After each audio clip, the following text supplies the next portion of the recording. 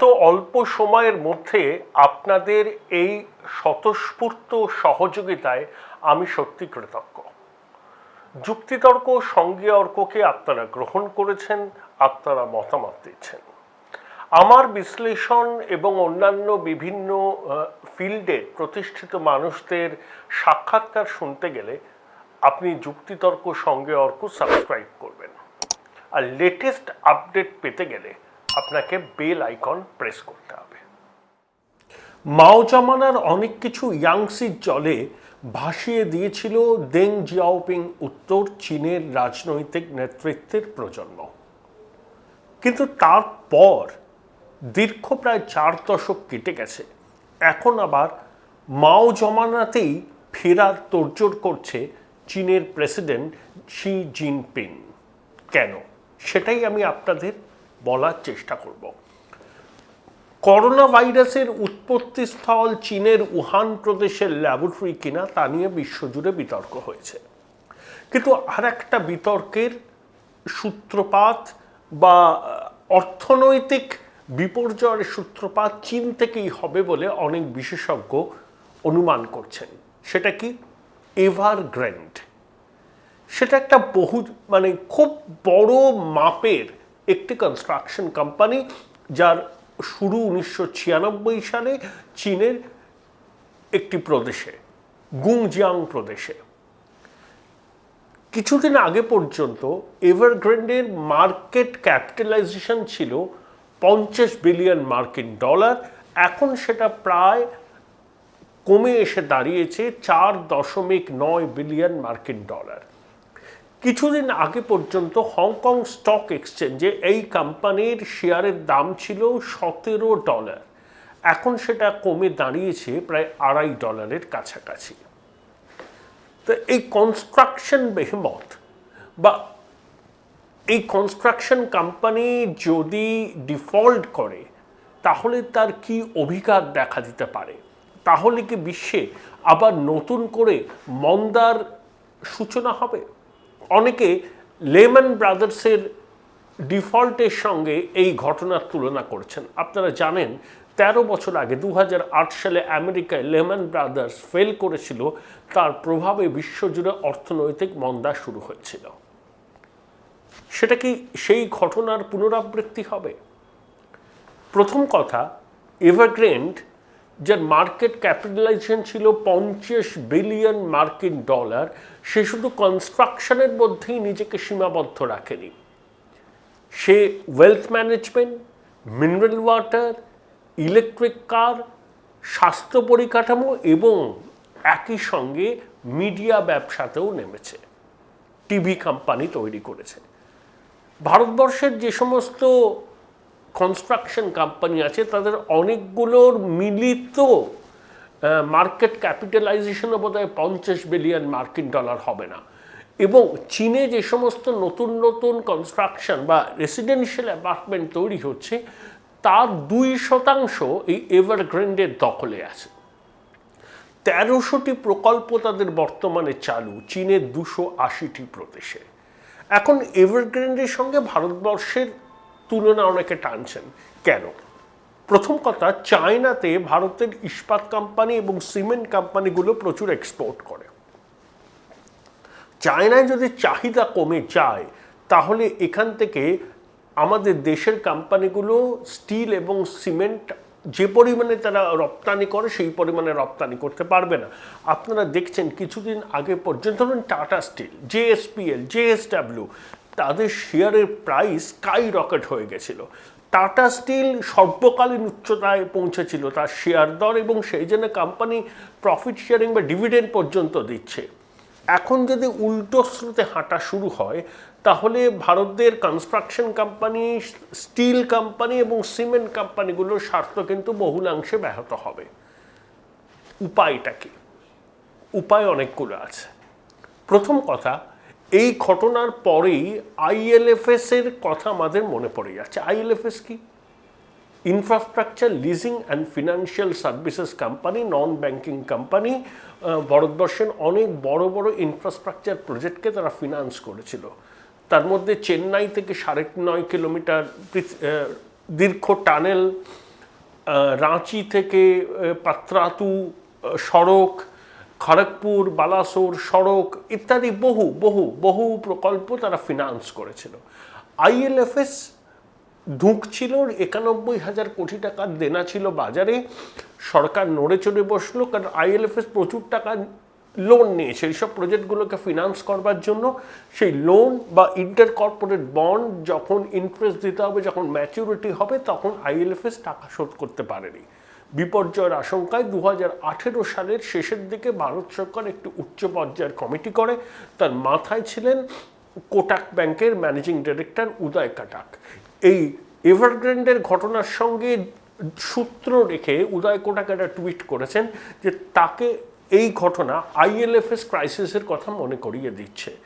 শেষ পাওয়া খবর অবধি আইএলএফএস, যার প্রায় দেনা ছিল বাজারে 99,000 কোটি টাকা, 61% টাকা তারা কিন্তু রিকভারি করেছে। অর্থাৎ পাওনাদার বা ক্রেডিটারদের 61,000 কোটি টাকা তারা দিতে পেরেছে। ক্রেডিটার কারা ছিল? এসবিআই ছিল, অন্যান্য ব্যাংক ছিল, এইচডিএফসি ছিল, কনসোর্টিয়াম ছিল। তারা যদি পুরো টাকাটাই ডুবে যেত তাহলে তাদের ব্যালেন্স শিটে বলুন, খাতায় বলুন, প্রচুর পরিমাণে চাপ পড়তো স্ট্রেস অ্যাসেটসের জন্য, যেটা হয়েছে ভিডিওকনের ক্ষেত্রে। যেমন বেদান্ত গোষ্ঠী, অনিল আগরওয়ালের কোম্পানি সেটাকে প্রায় জলের দর অধিগ্রহণ করতে চাইছে। প্রায় 90% যে ব্যাংকের যে পাওনা বা ফিনান্সিয়াল ইনস্টিটিউশনের যে পাওনা, সেটাকে তারা ভুলে গিয়ে নামমাত্র টাকায় টুইন স্টার বোধহয় কোম্পানিটার নাম বেদান্তর, তাকে ভিডিওকনের সমস্ত কিছু হ্যান্ড ওভার করতে হচ্ছে। তো এই নিয়ে এনসিএলটিতে মামলা চলছে ইত্যাদি, একটা ডিসপিউট হয়েছে। কিন্তু উদয় কোটাকের নেতৃত্বে আইএলএফএস যে পুনর্গঠন প্রক্রিয়া করেছিল, তাতে 61% টাকা ব্যাংক এবং ফিনান্সিয়াল প্রতিষ্ঠান রেস্টোর করতে পেরেছে, মানে রিকভারি করতে পেরেছে। উদয় কোটাক এভারগ্র্যান্ডের ক্রাইসিসটাকে বলছেন আইএলএফএস মোমেন্ট, তাকে আইএলএফএস এর কথা স্মরণ করিয়ে দিচ্ছে। এখন এভারগ্র্যান্ডের বাজার থেকে 300 বিলিয়ন মার্কিন ডলার ঋণ নিয়েছিল।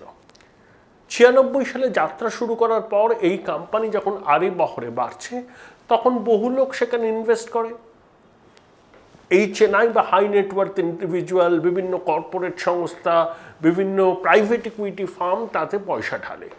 171টি চাইনিজ ব্যাংক এবং 121টি ফিনান্সিয়াল ইনস্টিটিউশনের কাছ থেকে এভারগ্র্যান্ড টাকা নিয়েছিল।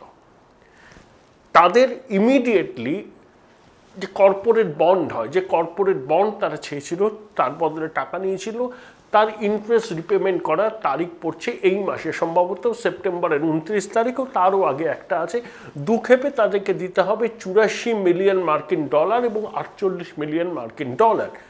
সেই টাকা এভারগ্র্যান্ড দিতে পারছে না। ফ্ল্যাট অল্প খরচে হোটেল ও হসপিটাল ম্যানেজমেন্ট কোর্স করে ম্যানেজমেন্টের বিভিন্ন পদে চাকরির সুযোগ রয়েছে। DSN school of management, the fastest growing digitally enabled university in a conveniently located and vibrant campus. Join Sister Nivedita University, Kolkata for higher education and research. তারা বিক্রি করে রেসিডেন্সিয়াল কমপ্লেক্স, ক্রেতাদের কাছ থেকে আগাম টাকা নিয়ে ডেলিভারি করতে পারছে না, কনস্ট্রাকশন অসম্পূর্ণ হয়েছে। এখন কোম্পানি একটা প্রপোজাল দিয়েছে যে তোমাকে টাকা আমি ফেরত দিতে পারবো না, তুমি আনফিনিশ ফ্ল্যাটটা নিয়ে নাও 52% প্রাইস ডিসকাউন্টে। কেউ কেউ নিচ্ছেন, কেউ কেউ নিতে পারছেন না। সুতরাং একটা সার্বিক সংকট তৈরি হয়েছে। যে ভদ্রলোক এই কোম্পানির মালিক, গত বছর ফোর্বস কোম্পানির ম্যাগাজিনের হিসাব অনুযায়ী তিনি বিশ্বের 53 জন প্রথম বড়লোকের মধ্যে রয়েছেন এবং চায়নাতে মানে ধনসম্পদের তালিকায় তিনি 10ম স্থান অধিকার করেছেন। তার 11.5 বিলিয়ন ডলার হচ্ছে তার সম্পত্তি। এই ধরনের কোম্পানি যদি বিপর্যয়ের মুখে পড়ে, তাহলে তার অভিঘাত কীরকম হতে পারে আপনারা সহজেই বুঝছেন। এখন ফিনান্সিয়াল মার্কেট হচ্ছে ইন্টারলিঙ্ক। চায়নাতে কোনো ঘটনা ঘটলে তার অভিঘাত আমেরিকাতে পড়বে, টোকিওতে পড়বে, ভারতবর্ষে পড়বে, ইউরোপে পড়বে, সব জায়গাতে পড়বে। সুতরাং এই ধরনের মেলডাউন যদি হয়, এই ধরনের 12 কোম্পানি যদি বিপর্যয়ের মুখে পড়ে তার অভিঘাত আমরা কেউ কিন্তু এড়াতে পারবো না। এখন প্রশ্ন হলো, চীনের সরকারকে এই কোম্পানিকে বেল আউট করার চেষ্টা করবে। এখনো পর্যন্ত যা ইঙ্গিত চীনের সরকারি মুখপাত্র গ্লোবাল টাইমস যা দিয়েছে, তাতে চীনের সরকার প্রত্যক্ষভাবে এর বেল আউট করতে এগিয়ে আসবে না।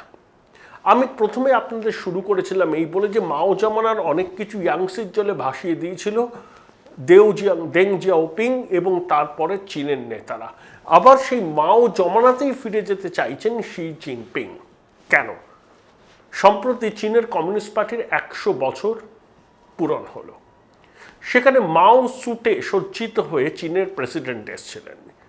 তিয়েনানমেন স্কোয়ারে লক্ষ জনতার সামনে দাঁড়িয়ে তিনি রেভলিউশনের কথা বললেন এবং একই সঙ্গে ইন্টারন্যাশনাল গাইলেন। ইন্টারন্যাশনাল আমরা জানি, সবাই জানি, শ্রমিক শ্রেণীর গান ইন্টারন্যাশনাল। চীনের কমিউনিস্ট পার্টির প্রেসিডেন্টের মুখে হঠাৎ করে রেভলিউশনের কথা কেন? চীন তো বিপ্লবের কথা অনেক দিন ভুলে গিয়ে একদম বাজারের সাধনায় নেমেছে। তারা তো বলে it is the market which determines our ফেট।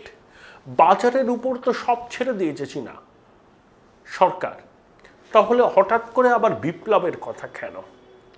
সামনের বছর পার্টি কংগ্রেস আছে। শি জিনপিং চাইছেন আজীবন দেশের প্রধানের পদে থেকে যেতে। নিয়ম কি যে একটা সময় আসলে তাকে স্টেপ ডাউন করতে হয়, তার জায়গায় নতুন কেউ চীনের শাসক প্রধান হন বা চীনের প্রেসিডেন্ট হন। শি জিনপিং তার দলকে এবং সিপিসি কমিউনিস্ট পার্টির সেন্ট্রাল কমিটি বলুন, সব কিছু বলুন, পার্টি কংগ্রেসে একটা ইউনানিমাস প্রস্তাব নিতে পাশ করাতে চাইছেন যে যতদিন তিনি জীবিত থাকবেন ততদিন তিনি দেশের সর্বোচ্চ ক্ষমতায় আসীন থাকবেন। ঠিক যেমন হচ্ছে পুতিনের ক্ষেত্রে, ঠিক সেই পথেই হাঁটতে চাইছেন। ডিক্টেটররা সবসময় এই রকমই করেন এবং সেই জন্য তারা মাঝে মধ্যে কিন্তু ইডিওলজিক্যাল জার্গন ইউজ করেন। হঠাৎ করে মতাদর্শের কথা, হঠাৎ করে রেভলিউশনের কথা, হঠাৎ করে ইন্টারন্যাশনাল গান তিনি গাইতে শুরু করেছেন। চীনের কমিউনিস্ট পার্টি কিন্তু বিশ্বাস করে পার্টি হচ্ছে শেষ কথা। মানুষের জীবনে, শিল্প সংস্থায়, কাজে কর্মে পার্টির সুপ্রিমেসি যেন কখনো চ্যালেঞ্জ না হয়। আমেরিকাতে অনেক সময় দেখা যায় বড় বড় কর্পোরেশনগুলো কিন্তু সরকারকে ডিকটেট করে। চীনা প্রেসিডেন্ট চাইছেন যে এই ধরনের ঘটনার যেন এখানে পুনরাবৃত্তি না হয়। সেই জন্য বিভিন্ন বড় বড় চীনা কোম্পানির উপরে তিনি নিয়ন্ত্রণ আরোপ করছেন। কি? এক, কত টাকা এই চীনা কোম্পানিগুলো ঋণ হিসাবে বাজার থেকে নিতে পারবে তার একটা ঊর্ধ্বসীমা ধার্য তিনি করে দিচ্ছেন। দুই, এই কোম্পানিগুলো কত প্রফিট করতে পারবে, কোথায় বিনিয়োগ করতে পারবে, কত লোক নিয়োগ করতে পারবে, সেটাও চীনা কমিউনিস্ট পার্টির একটা নিয়ন্ত্রণ থাকবে। তিন, লভ্যাংশের একটা অংশ বাধ্যতামূলকভাবে চীনা সরকারকে তাদের দিতে হবে। যেমন আলিবাবা $14.5 বিলিয়ন চীনা সরকারকে দিচ্ছে। আমাদের দেশে যেটাকে বলে সিএসআর, কর্পোরেট সোশ্যাল রেসপন্সিবিলিটি, চীনও কিন্তু ঠিক এইভাবেই সেটা তৈরি করছে। চতুর্থত, এই ধরনের বড় বড় কোম্পানিগুলোর শেয়ার কিন্তু সরকার কিনে নিচ্ছে বা কোম্পানিগুলো বাধ্য হচ্ছে সরকারকে তাদের শেয়ার বেচতে। অর্থাৎ এই কোম্পানিগুলোর উপর সরকারের নিয়ন্ত্রণ কিন্তু যথেষ্ট পরিমাণে বাড়ছে। চীনা প্রেসিডেন্ট কি বলছেন? যে পুঁজিবাদের এই বিকাশের পরে চীনের মধ্যে ইনইকুয়ালিটি, ডিসপ্যারিটি প্রচণ্ড বেড়ে গেছে। সাধারণ মানুষ আর বড় লোকদের মধ্যে সম্পদ এবং বৈভবের ফারাক চোখে লাগছে। একজন কমিউনিস্ট হিসাবে তিনি সেটাকে মেনে নিতে পারছেন না। আসলে তিনি মনে করছেন যে ক্যাপিটালিজম বা পুঁজিবাদ হচ্ছে সমাজতন্ত্রে উত্তরণের পথে একটা ট্রানজিশন, একটা মাধ্যম বলতে পারেন। পুঁজিবাদের বিকাশের মধ্যে দিয়েই পূর্ণ সমাজতন্ত্রের বিকাশ হয়। এখন চীনে তারা মনে করছেন যে পূর্ণ পুঁজিবাদের অল্প খরচে হোটেল ও হসপিটাল ম্যানেজমেন্ট কোর্স করে ম্যানেজমেন্টের বিভিন্ন পদে চাকরির সুযোগ রয়েছে। DSN school of management. চীনের প্রেসিডেন্ট মনে করছে চীনে পুঁজিবাদের পূর্ণ বিকাশ হয়ে গেছে। এখন তাহলে সমাজতন্ত্রের দিকেই এগোতে হবে। তাই পুঁজিবাদ থেকে সমাজতন্ত্রে যেতে গেলে রাষ্ট্রের হাতে পুরো কর্তৃত্বটা থাকার দরকার। সুতরাং কর্পোরেটাইজেশনের থেকে এখন স্টেট ক্যাপিটালিজমে রূপান্তরের পর্ব। সেই রূপান্তরের প্রক্রিয়ার মধ্যেই দলকে, প্রশাসনকে নামাতে চাইছেন চীনের প্রেসিডেন্ট। তার বক্তব্য যে ক্যাপিটালিজম আমরা দেখেছি, সেই ক্যাপিটালিজমের ফলে অসাম্য, দারিদ্র্য বেড়েছে এবং এই বড় বড় কোম্পানিগুলো সরকারকে টার্মস ডিকটেট করছে যে এটার পার্টির স্বার্থের পরিপন্থী, সুতরাং এদের উপর লাগাম কষতে হবে। একটি company, tech company, New York stock এক্সচেঞ্জে আইপিও লঞ্চ করতে চেয়েছিল, সেটাও কিন্তু চীনের সরকার বাধা দিয়েছে। তাদের যুক্তি, এই অ্যাপ যেটা লঞ্চ তারা করতে চাইছেন তাতে চীনা নাগরিকদের প্রচুর তথ্য দেশের বাইরে বেরিয়ে যাবে, দেশের সুরক্ষা বিঘ্নিত হতে পারে। সেই জন্য সেই আইপিও যাতে নিউ ইয়র্ক স্টক এক্সচেঞ্জে লঞ্চ না করা যায়, সেই কোম্পানির উপর তারা চাপ সৃষ্টি করছেন। অর্থাৎ চীনের কর্পোরেট হুজ অ্যান্ড হুকে সরকারের কাছে মাথা নোয়াতে বাধ্য করছেন শি জিনপিং। তার জন্য তিনি পুরনো মতাদর্শকে সামনে এনেছেন, সামনে এনে বলছেন যে চূড়ান্ত সোশ্যালিজমে রূপান্তরই তার লক্ষ্য। তার জন্য স্টেট ক্যাপিটালিজম হচ্ছে এখন আশু কর্তব্য। অর্থাৎ যে চীনের বাজার এতদিন মুক্ত পুঁজির অবাধ বিচরণ ক্ষেত্র ছিল, সেখানে এখন লাগাম পড়াতে চাইছেন তিনি। এভারগ্রেন্ডের ক্ষেত্রে কি হবে? এভারগ্রেন্ড যদি পুরোপুরি ধ্বংস হয়ে যায়, তাতে চীনের জনতার ক্ষতি, চীনের ব্যাংকের ক্ষতি, বিদেশি আর্থিক প্রতিষ্ঠানের ক্ষতি এবং বিশ্ব বাজারে একটা খারাপ অভিঘাত পড়বে, যেটা চীনের পক্ষে সেটার দায় এড়িয়ে যাওয়া সম্ভব হবে না। তাই রাতারাতি এই কোম্পানি একদম পতন হবে, ধ্বংস হয়ে যাবে, এটা আশা করা যায় না। তাহলে কি হবে? চীনের সরকার কি পুরোপুরি বেল আউট করবে? অনেকে বলছেন না, পুরোপুরি বেল আউট করা হবে না। ঠিক আইএলএফএস মডেল, যে মডেলে সরকার 61% ব্যাংক এবং ক্রেডিটারদের টাকা রিকভারি করেছে, উদয় কোটাককে সামনে রেখে কমিটি তৈরি করে, চীনের সরকার এভারগ্রেন্ডের ক্ষেত্রেও সেই পথে হাঁটতে পারে। 3, আবার অনেকে বলছেন যে পূর্ণ কন্ট্রোলটা সরকার নিয়ে নেবে। সরকার কিন্তু একটা জিনিস দেখাতে চাইছে, তারা অল্প খরচে হোটেল ও হসপিটাল ম্যানেজমেন্ট কোর্স করে ম্যানেজমেন্টের বিভিন্ন পদে চাকরির সুযোগ রয়েছে। DSN school of management. প্রথমে ফ্রি ফল হয়তো হতে দিয়েছে, একটা ক্রাইসিস পড়েছে, সেই ক্রাইসিসকে তারা ব্যবহার করে তাদের পরবর্তী রাজনৈতিক এবং অর্থনৈতিক লক্ষ্যে পৌঁছতে চাইছে। প্রথমে একটা ডিসঅর্ডার হলো, একটা মেস ক্রিয়েট হলো, একটা ফিনান্সিয়াল মার্কেটে, সমাজ জীবনে, বিশ্ববাজারে। সেই মেসকে ব্যবহার করে, সেই অব্যবস্থাকে ব্যবহার করে অর্থনীতি এবং রাজনীতিতে একটা নতুন অর্ডার তৈরি করতে চাইছেন চীনের শাসকরা। অর্থাৎ আজীবন ক্ষমতার শীর্ষে থাকতে গেলে মতাদর্শকে কখনো কখনো নিজের প্রয়োজনে সামনে আনতে হয়। শি জিনপিং সেটাই করছেন। মাও জমানাকে যারা ইয়াংসির জলে ভাসিয়ে দিয়েছিলেন, মাও জমানার নীতি, আদর্শ, কিছু ক্ষেত্রে মূল্যবোধ, অর্থনৈতিক নীতি, সেই মাও জমানাকেই আবার নতুন মোড়কে ফিরিয়ে আনছেন শি জিনপিং।